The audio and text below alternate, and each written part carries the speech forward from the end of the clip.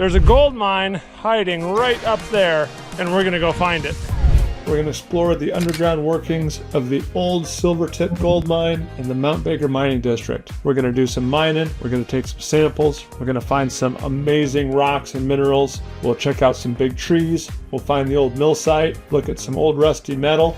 And back in the day, in the 40s and 50s, they had a mill down here that consisted of a jaw crusher, a ball mill, some flotation cells, a rake classifier, and some Wilfley tables. There was a building here, there was an aerial tram down to the mill. So that was what, 75 years ago? And now you wouldn't know. There was a building here, there was infrastructure, and now it's just all trees. But I love finding old equipment in the woods. Here's some old pipe. That's a good sign. We're right on the edge of the Avalanche chute. But what they would do is they would typically put their mill buildings kind of right next to these old Avalanche chutes. The reason they did that is because they could get the aerial tram down to the mill without cutting down a bunch of trees. They had a fairly straight shot. But what would happen is if you had a pretty big avalanche, it would come in, wipe out all the trees, and wipe out the mill. And I think that's exactly what happened here. I believe I'm standing right where the old mill buildings was. Right in here. Looks like maybe an old part of the foundation. Some big bolts sticking up. There's something over here, a big piece of metal. Here's some buckets. There's some old pipe laying down in there. So this is where it happened. This is where they brought their stuff from the mine. What do we have here? Here's a concrete foundation thing there. What do we have here? Oh, this is the old Rake Classifier.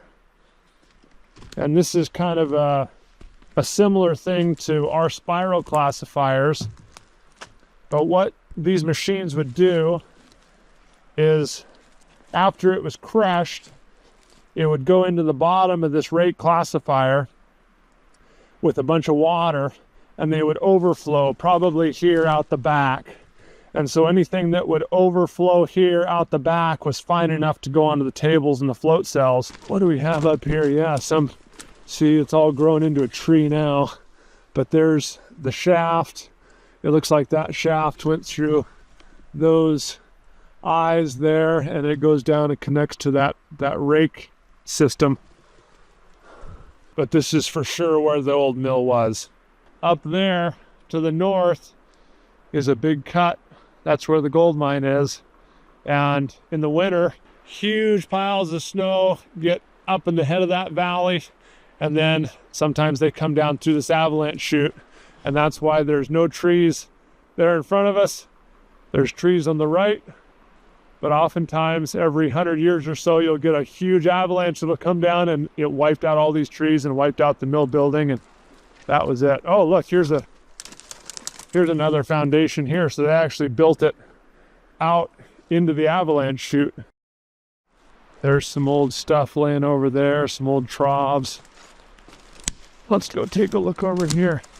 Here's some roofing and nails. So this was part of the mill building.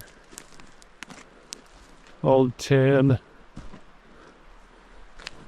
Some sort of old distributor trough system here. Look at that. What do we have here? Gutter maybe? Something to feed the tables? Maybe an old set of lights. Heck, this is an old light. Wire.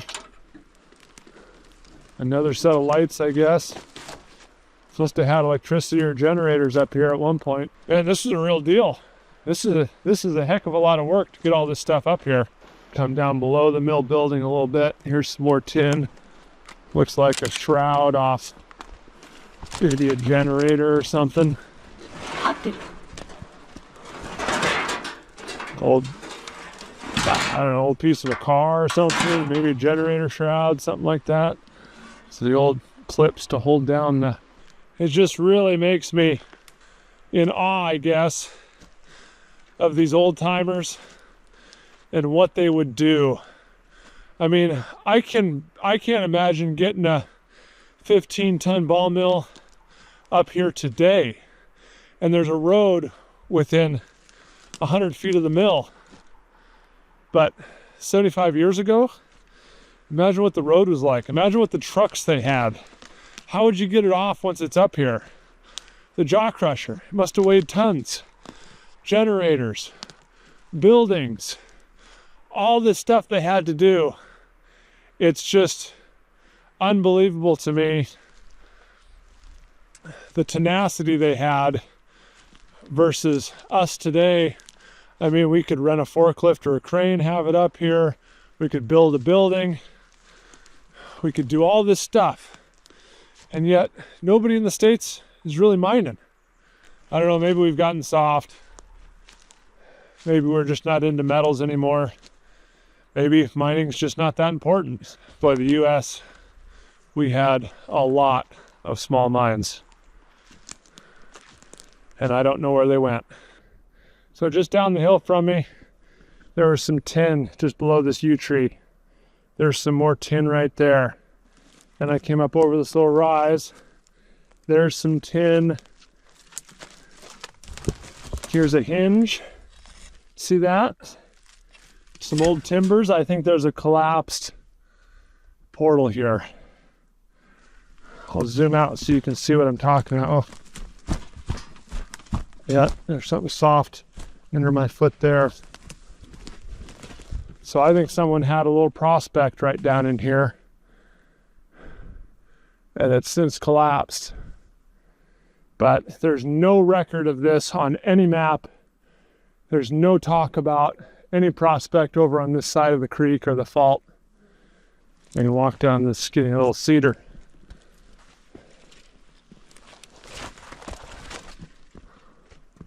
Here's another indication we're on the right track. Wire. I don't know if that's like an old telephone line or what, but it's running right up through those trees. I am sitting right on a fault. The valley up behind me is the trace of the fault. It goes all the way up and over the mountain, and it goes all the way behind me and up over the next mountain. This fault contains the structure that the fluids were placed in that carry the valuable metals, the gold, silver, copper, lead, and zinc. On this side, the east side, it's Darrington Phyllite. On this side, it's more metasedimentary, more calcite and carbonates. And right where this fault meets and the two move against each other, that's the conduit where these fluids could come up and emplace the ore. Over on the west side is where most of the mineralization occurs. There's nothing that's been discovered on the east side. The gold mine, the adits, punch into the west side of this fault and cross-cut several shear zones that hold the metals. So that fault runs all the way up behind me. I'll turn the camera around so you can see. Goes down the Avalanche chute. The mill is back over in these trees back in here, but it goes all the way down across the road, across the creek, and straight back up the other side, right up that gouge in the side of the mountain and right over the top of the mountain. So this is a big structure, a big conduit for fluids, and it's no accident that the miners found some pretty good gold deposits up right near this fault. Now, as I've been walking up this talus in the fault, I've been looking for float, and every rock, every single piece I see coming off the east side of this drainage here is all Darrington Phyllite. There's no marble-ish, calcite-y, nothing. Whereas just right over there, that's a different rock type, and the fault separates the two. The old literature said a barely discernible trail will lead you up to the cabin and the mine. And that was written way back in 1966, in the olden days. So I think I'm onto something here. There's what I'm following, barely discernible. I'm standing on a switchback. It goes up there and then across this top above that big rock in between that huge fir and that boulder. So let's hope I'm on the barely discernible path and I end up at an old cabin site. Well, hot dog. My tracking skills aren't too bad. There's that big old fir. The trail came right around here onto this flat spot. And there's rusty metal. There's old cans. Hey, look at this. They don't make them like that anymore. Pepsi. What else we got? We got our old fan over here. An old jar. I don't know if I want to open that. I think this is blackberry jam. And you can still see the blackberries in it. See that? I don't think I'm going to open it. But somebody left their blackberry jam up here and I found it. But this flat spot here behind me is where the cabin was, or some structure. Man, they did a lot of work to take this out of the hillside, because it goes way up on this side and it goes way down on that side, down into the creek. We're back into the creek. We're very, very close. I can actually see a piece of rail right behind me sticking out of the bank there. But I've got a couple pieces of float I want to break open, see if I can see some mineralization. So here's one of the pieces that caught my eye. The old saying, the redder the better. I'm going to break this guy open, see what we can find. Here's a fresh break. Sulfides. A lot of shinies in there, more sulfides down here. And notice it's not in the phyllite. This is in more of that calcite, metasedimentary rock that in this situation holds the goodies. Here's a rock we've seen before. I did some videos on this last year. This is that green Listwanite is what it's called. I've been doing a little more research. I think this might be Garnerite would be another term for it. It's a nickel ore. And it's very interesting that we're finding it here because it's similar in what I find in some of the other creeks around. It's a very, very pretty rock. Look at that. Big old inline 6. Some of you out there may be able to identify that thing. Based on the history of the mine, it's probably 40s vintage. Looks like it's on some sort of skid there. And they drug it all the way up here, and that's where it lives. Huh. There's some rail coming out of the hill. There's some more, so the mine's just up there. Here's the cable for the aerial tram. And there's the portal. There it is. The silver tip. We're just inside the silver tip portal. On my left over here is a huge air compressor. There's an old air tank out front. Behind me, there's several hundred feet of workings. They cross-cut several different shear zones. So I'm excited to get back there and look. Their primary minerals were gold, silver, copper, lead, and zinc. Here's maybe a little bit better look at that. There's down into the workings. A little bit of water we'll hop through, I think. Let's see if we can get through here without getting totally sloppy wet.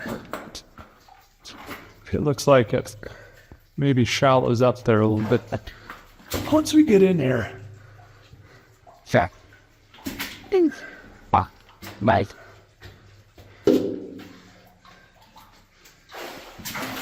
Oh. Okay. All right, we're on semi-dry ground here.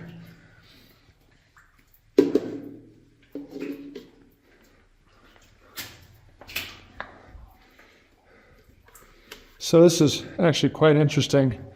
Out by the portal, I didn't show you, but it was more of that marbly stuff. And this is a little lens of phyllite. So we're in that kind of shear zone going on here. We might go through a couple different types of rocks. Someone's been in here sampling, or at least flagging. Old timbers, or sleepers, I guess, on the floor. I'm 6 foot. I got to bend over a little bit, but not too much.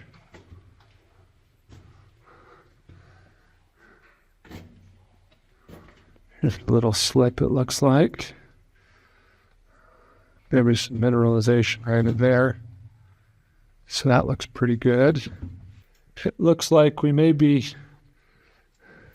still in the phyllite, but there's a series of these cross-cut shear zones. That one goes up there quite a ways, 5-6 feet.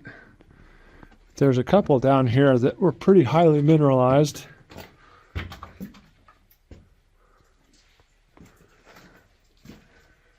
There's a little raise.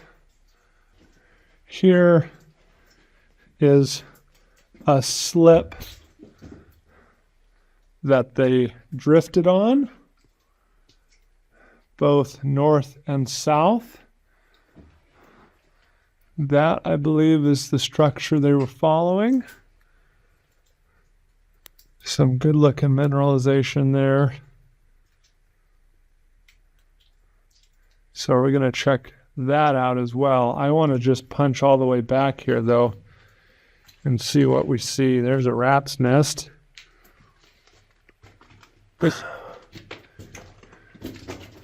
Here's some cool old stuff. Let's see what this is. That looks like a little slusher bucket. Whoa. There's an air tank. Track they bent around.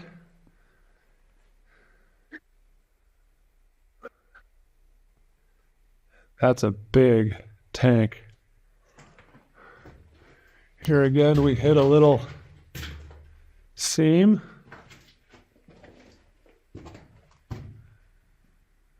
Mineralized, gougey looking stuff.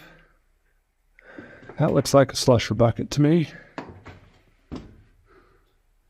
Some old panels. It looks like this was probably abandoned and they came back and worked on that raise after the fact.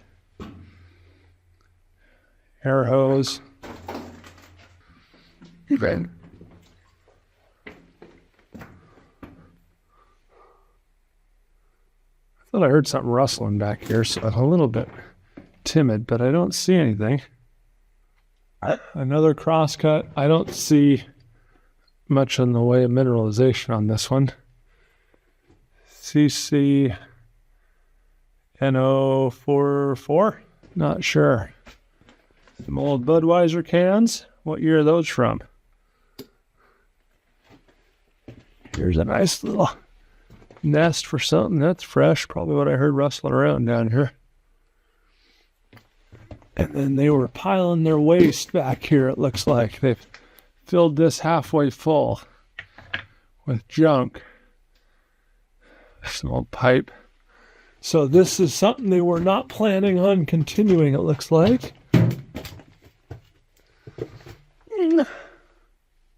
And maybe that's why they quit, is because they cross-cut 3 or 4 different shear zones, and they've gone all the way out of the fault, and they weren't finding any more mineralization. So let's go back and see about what we can find in those mineralized spots in the shear zones. The Silvertip vein was discovered by H.C. Wells in 1896 and was one of the first discoveries of the district.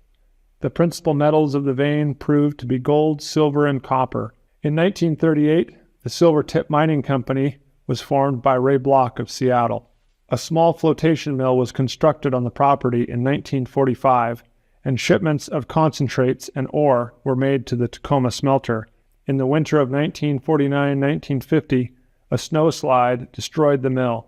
The ore minerals appear to be confined to a north 45-degree west trending shear zone in pre-Jurassic phyllite and silicious schistose marble, and contain veinlets of calcite as well as stringers of quartz. In most parts of the shear zones, metallic minerals are sparse and consist of disseminated pyrite, pyrrhotite, and arsenopyrite. However, some parts of the shear zones contain ore chutes. These ore chutes appear to be lenticular replacement bodies in silicious marble. In some ore chutes, sphalerite, chalcopyrite, and galena occur as well-defined bands with little, if any, gangue. Assays of representative material from these ore chutes, as well as float, showed the following values: gold 0.11 to 0.42 ounces per ton, silver 1.6 to 49 ounces per ton, copper 0.49 to 6.41%, and lead 0.05%. The longest adit is 240 feet long, and it crosscuts 4 shear zones that have been drifted on for a combined length of 180 feet. Near the first crosscut, which is about 100 feet from the portal, a 30-foot incline raise leads to a small stope. Currently, the southern adit is completely caved, and I can only explore the northern adit, shown at the upper section of this map. We're going to go up that little raise on the first shear zone that we intersect and see if we can find some ore minerals and some samples to take back. Here's a quick look at all the silvertip claims. This is the last seam, the farthest seam to the west or into the workings. And it's actually pretty cool. You can see exactly where the fault is. There's two, I don't know if it's a fault, the seam, the slip. And you can pull this rock out and you can see on it slicken sides from the rocks moving together. But it's right there. I mean, I can put my finger on it. It's right there. All this other stuff is real soft and gougy. I can, it's kind of clay-like, very common along the fault zones. Here's a piece that I think you can probably see slicks on if I get it in the right light. Shows the movement of the fault. And so in this case, let's see if we can get one kind of in situ. It might be hard to see on the camera, but I can see in the light that the slicken sides are going this way. So this is like a strike slip movement. This would be up and down. This is strike slip. And that tells me the last movement. This thing could have gone up and down for a mile, and then the last couple of slips could have gone strike slip. So I can't tell you that this went 500 feet strike slip this way, but that's the last movement. And it may have not moved hardly at all. We can't really tell. But it's these zones that would be the conduit for bringing the minerals up into the host rock. And if the chemistry's right and the temperature's right and the fluid houses the metals, this is where they deposit. All kinds of treasures, though. An old flat shovel.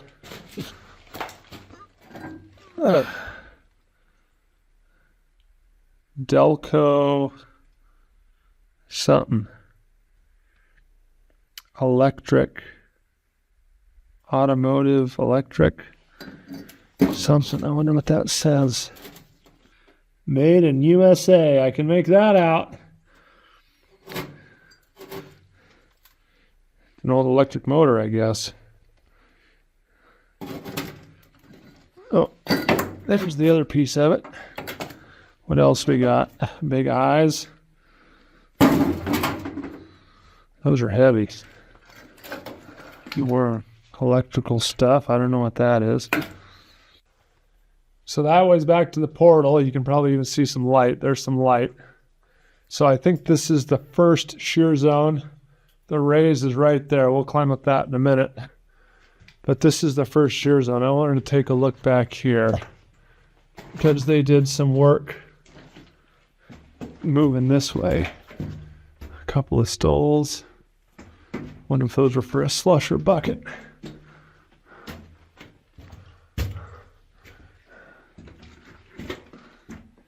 Stoles. timber down on the ground. Huh. Did a little whoop-de here. Kind of curved around. Here's the fault they were following. There's the metallized zone. Cool stalactites. They're hard. Look at them all. Probably from that silicified marble host. But I don't see any, no stope, no ore, no nothing here. Well, they had an aerial tram in here.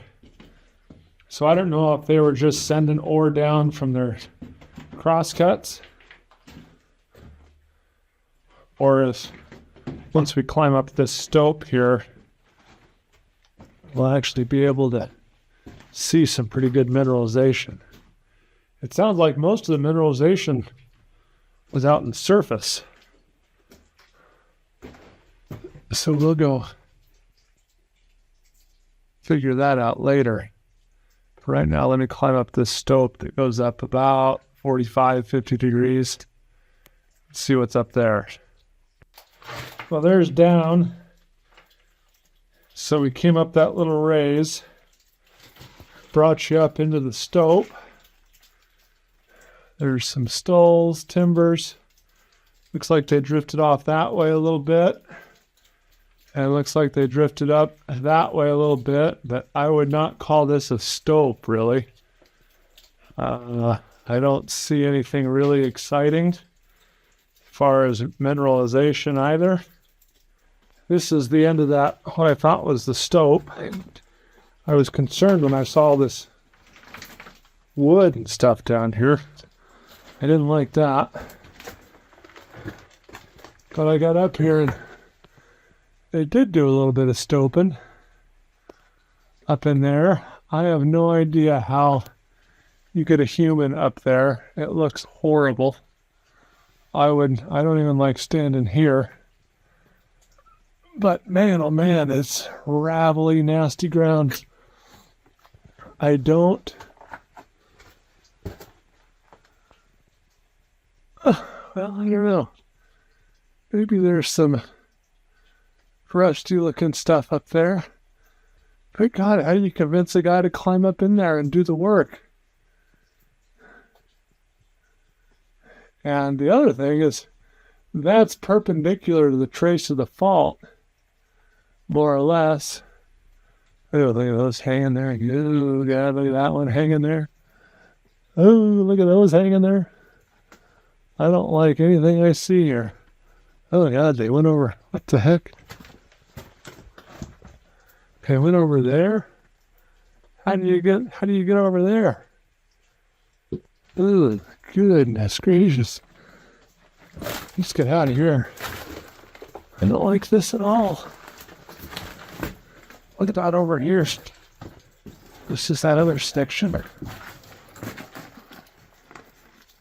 Yeah, see, that doesn't interconnect. Do I dare go over there? I don't know. I'm going to go over there. All right, I'll go over there. All right.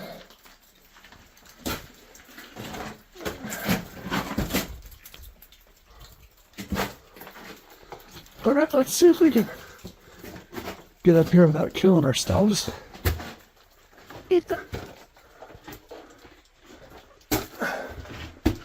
Huh.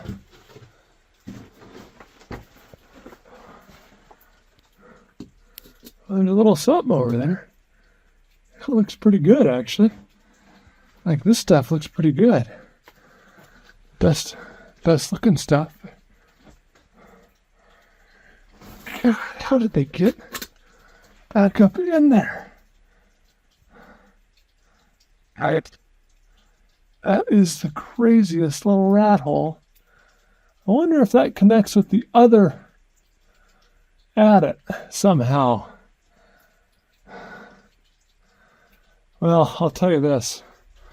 I'm not going to be doing any banging on these walls. Let's get out of here. I don't see anything I don't see anything worth mining up here. They did a heck of a lot of work, but not a lot of gold. I gotta get out of here.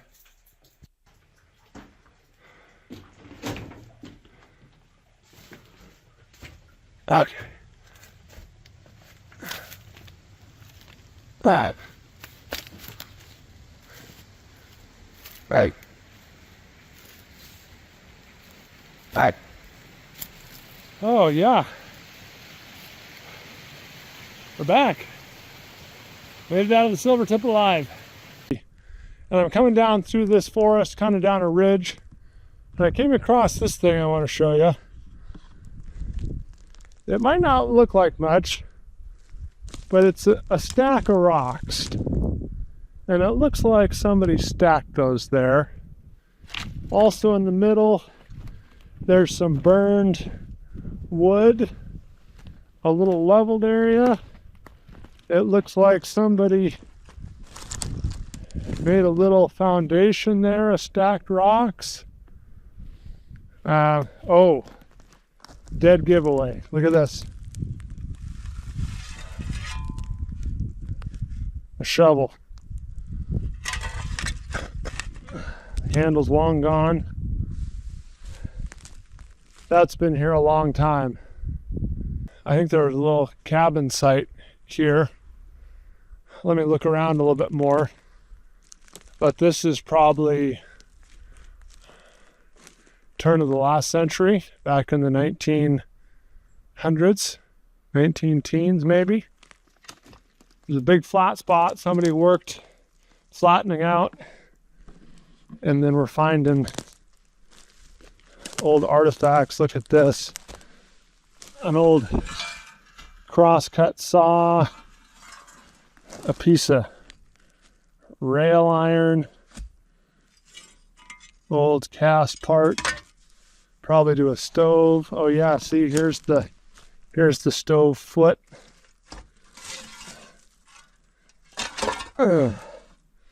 Manufactured by Pioneer Stove Company. That's a pretty piece there. Another leg. Stove leg. Somebody pulled that all the way up here. What does this look like? Oh, it's the door. The door of an old cast stove. Look at that. Is that called the fleur de lis? Isn't that the French symbol? Who's from France? Isn't that a French thing? That's pretty cool. And they worked on a flat spot right here, all the way back through those trees. It's probably 15 or 20 feet across by 50 feet long. I don't know if there was a whole cabin here. It looks like there's a tree down here that they may have used as part of the foundation. But now the question is, what were they doing? There must be some workings pretty close here. Well, I looked all around about half an hour. Couldn't find anything. No trails, no nothing. Just this little cabin site and the one up above it that I'm standing in. So I'll dive over the hill, see if we can find some outcrops and get some samples. So I've grappled with this in the past. There's some cool stuff here. That crosscut saw, those legs in that stove. The coolest thing is that stove front there, that door with the cast fleur de lis or whatever it is in there. I don't know if I should take it. It's gonna rot away here in the forest, but it's kind of a historical thing as well. There's no probability of anybody finding this again.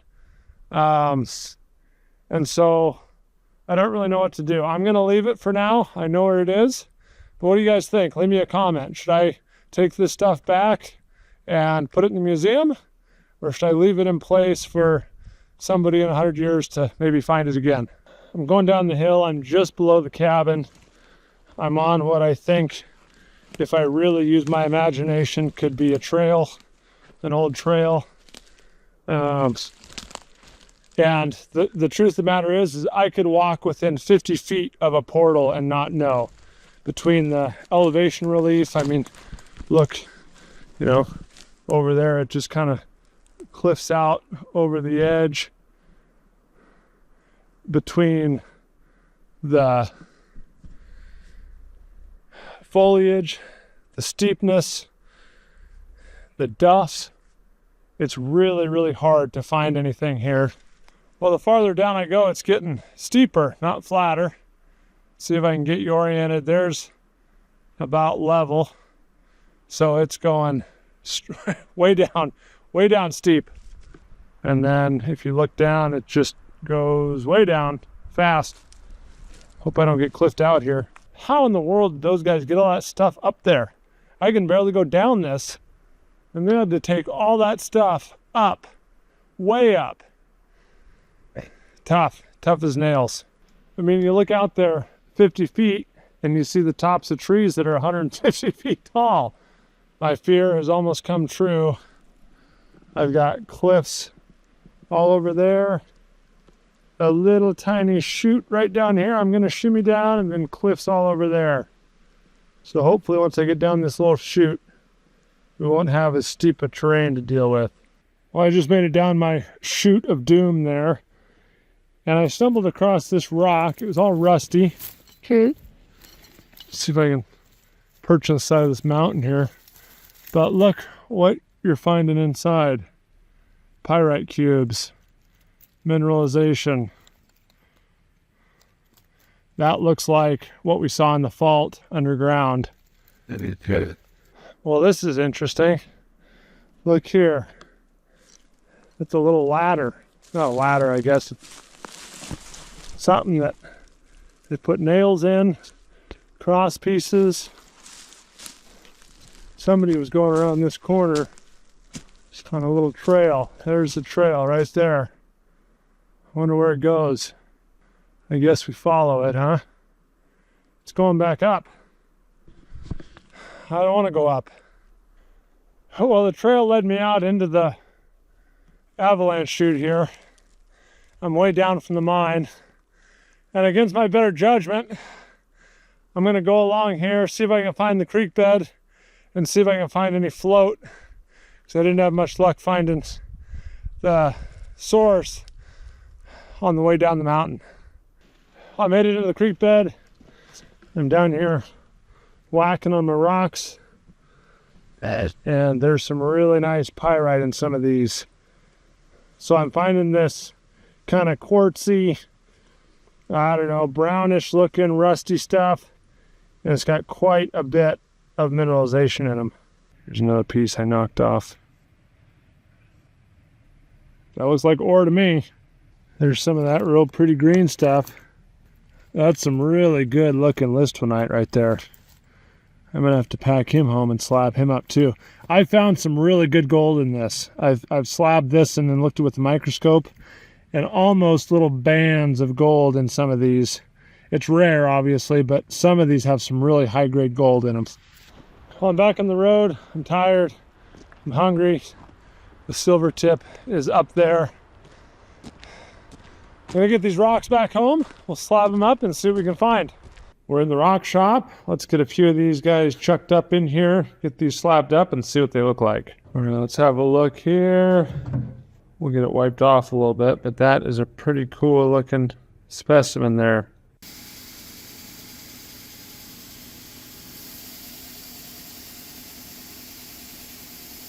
Here's a look at what we cut. We got our Listwanite here. Really beautiful. Green, gray, white streaks in there. I got a couple little Listwanite stand-ups. That one's got some really cool texture to it. And then this piece has a couple of big pieces of pyrrhotite in it, I believe. Sulfide. And then I had this piece here that I grabbed on the way down. I don't think I got it on camera. I thought when I broke a fresh surface with my hammer that those little black things were sulfides. But now that it's cut, I don't know if they are or not. We'll have to take a look at the microscope I've got a little stand up of him, another little slab. And then this one here is so small, I'm not going to worry about cutting it, but I think this is probably the ore from the silver tip those guys were going after. This is the float full of sulfides. Now I'm going to use this little phone microscope to take a look at some of our slabs. And if you guys are interested in this thing, I got a link to it in the description below. First up is one of our Listwanite stand-ups here. There's a little interesting section in this stand-up. There's some sulfides right along this little band, and I don't know if that little yellow stuff is gold in there or not, but definitely some good mineralization. There's a large piece of sulfide there. Now let's take a look at this piece here with all these little black flecks in it. Yep, sure enough, all those little black flecks in this one are little sulfide crystals. It appears to be pyrrhotite. But this guy is just loaded with sulfides. There's a real nice section of sulfides there. And maybe a little piece of gold right in the middle. Maybe just under the surface. There's a piece of gold right there. Right in the center of that thing is a little piece of gold. It's small, but it's in there. Yep, sure enough. I'm going to throw some of these pieces up on eBay if you guys are interested in getting a piece of the silver tip history. But thanks everybody for watching. I hope you enjoyed it, and we'll see you in the next video.